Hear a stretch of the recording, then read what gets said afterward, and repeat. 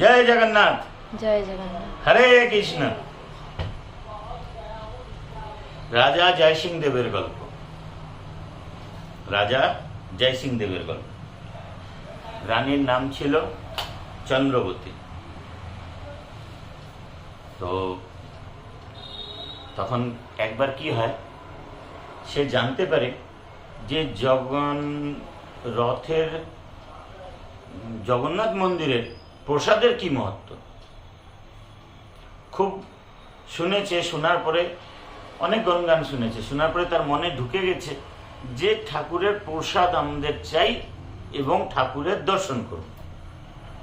প্রসাদ খেলে এত ভালো হয়, ঠাকুরের দর্শন করলে এত ভালো হয়। অনেক মহিমা শুনেছে, অনেক গল্প শুনেছে অনেক লোকের কাছ থেকে। শোনার পরে তার মনে একটা ঢুকে গেছে যে ঠাকুরের সাথে আমরা দেখা করব। তো যাই ঠাকুরের সাথে দেখা করতেন। দেখার পরে ঠাকুরের রূপ দেখে, ঠাকুরের মন্দির দেখে ওইখানে তারা একেবারে হতপ্রভ হয়ে যায় যে এত সুন্দর ঠাকুর, এত সুন্দর তার লীলা, সত্যি তার প্রসাদও এত সুন্দর, এত তার প্রসাদ খেলেও এরকম ঠিক হয়ে যায়। মানে অনেক রকমের গুণাগুণ সে শুনেছে। শোনার পরে বলল যে এই ঠাকুরের কাছে যা চাইবে সে পাইবে। তখন বলে আমার তো ছেলে অনেক আছে, একটা মেয়ে চাই। তো ঠাকুরকে রাজা এবং রানী দুইজন মিলে বলে ঠাকুর আমাকে একটা মেয়ে দাও, দেখতে সুন্দর জানি হয় আর যাতে তোমার সেবাও করতে পারে এমন টাইপের একটা মেয়ে আমাকে দাও। বলাতে ঠাকুর বলল তথাস্তু। তারপরে তারা ঘরে চলে আসলো। সুন্দর একটা কন্যা জন্ম হলো, এত সুন্দর যে রাজা রানীর চোখ থেকে নজর সরতো না। মানে বাচ্চাটাকে দেখতে থাকলে দেখতেই থাকতো, অন্য জায়গায় নজর যেত না, এত সুন্দর গুণগান। একদিন কি হয়, রানী বিমার পড়ে, অনেক রকমের তাকে ট্রিটমেন্ট করানো হয় কিন্তু ঠিক আর হয় না।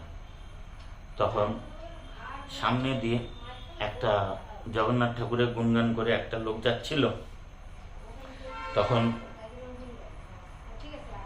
তাকে ডাকলো। সে মেয়ের নাম হলো, রাজার মেয়ের নাম হলো বিষ্ণুপ্রিয়া। সে বিষ্ণুপ্রিয়া সে সাধুটাকে ডাকলো। ডাকার পরে বলে যে আমার মা এরকম এরকম এতদিন ধরে রোগগ্রস্ত, তুমি 2 মিনিট আসবে কি, একটু দেখে যাবে। সে আসলো, দেখলো, দেখার পরে কিছু না, এসব রোগ ঠিক হয়ে যাবে। একটা কাজ করো, রানীকে জগন্নাথ ঠাকুরের প্রসাদ দাও, প্রসাদ খাও, ঠিক হয়ে যাবে। তো জগন্নাথ ঠাকুরের প্রসাদ খাওয়ানো হলো, ফট করে তার রোগ ঠিক হয়ে গেল। ঠিক হয়ে যাওয়াতে এখন বিষ্ণুপ্রিয়া সে খুবই অচম্বিত। এমনিতে ঠাকুরের নাম শুনেছে, বাবা মার কাছ থেকে শুনেছে, কোনদিন মন্দির যায়নি, কিন্তু ঠাকুরের নামের ব্যাপারে অনেক শুনেছে, তার গুণগানও অনেক শুনেছে। এখন ঠাকুর তো আমাকে প্রসাদ খাওয়া ঠিক করে দিল ভক্তি সহকারে, কিন্তু তার বদলে আমি ঠাকুরকে কি দেব? তার মনে এই জিনিসটা বসে গেছে। বলে সোনা, চাঁদি, হীরা, মুক্তা,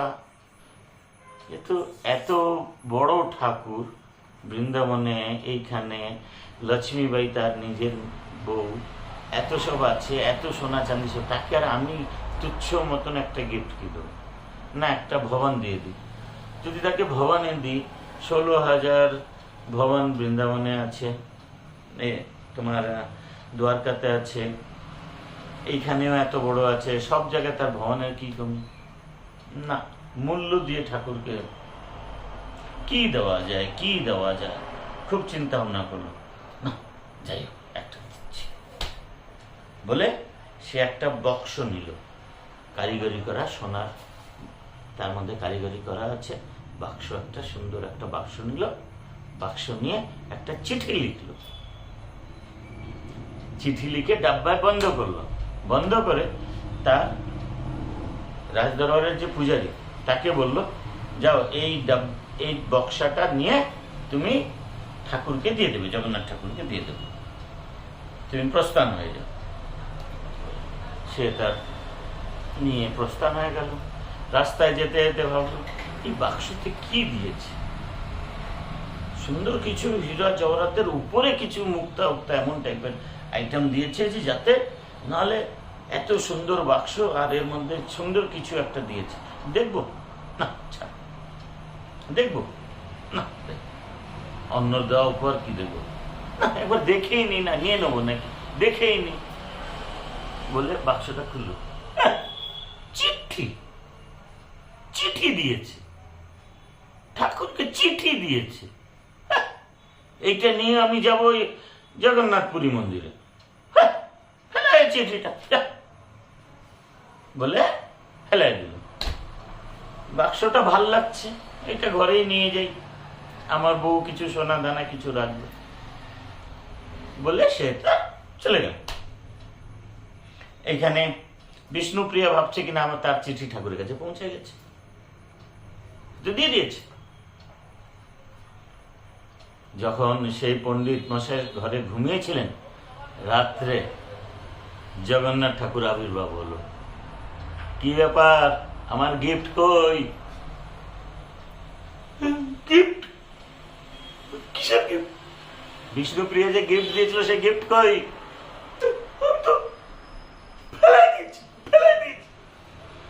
ফেলাই দিয়েছিস? কেন ফেলাইছি? চিঠি আপনার কাছে কি ফেলাই দিয়েছি? ও চিঠি কালকে সকালে যখন মন্দির খোলা হবে সেই চিঠি আমি নিয়ে আসছি, সেই চিঠি আমার হৃদয়ে রাখা আছে।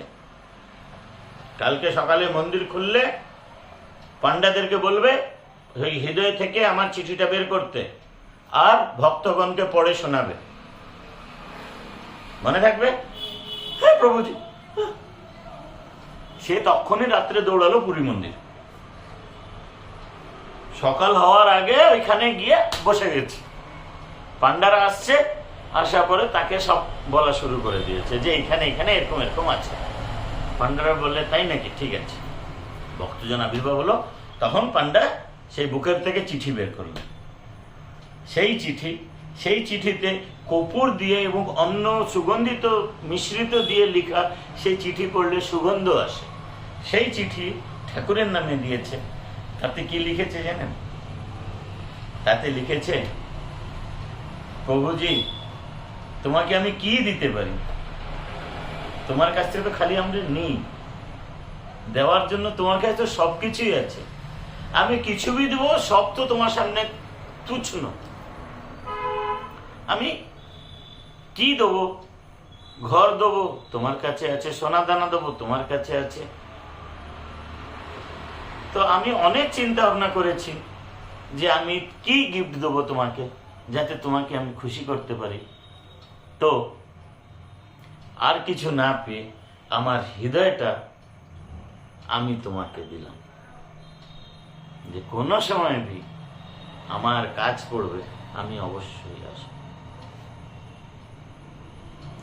ভক্তগণকে শোনানো হলো। শোনানোর পরে তখন সে মাফি চাইল।